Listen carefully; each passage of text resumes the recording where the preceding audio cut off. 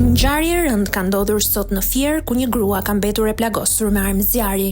Ngjarja ndodhi rreth orës 14 në zonën e mbikalimit të Dërmenasit, në rrethana ende të paraqarta.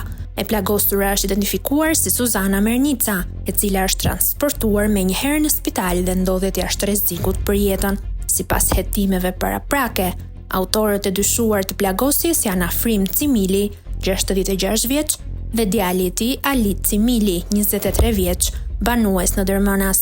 Ata janë shpallur në kërkim dhe aktualisht po kërkohen nga forcat e rendit. Dyshohet se autorët i kanë zënë prit Suzanës dhe djalit të saj, të cilët po lëviznin me motor dhe më pas kanë qelluar me armë zjarri. Ka dyshime se pista kryesore e kësaj ngjarjeje lidhet me një konflikt të mëparshëm midis të plagosurës dhe autorëve.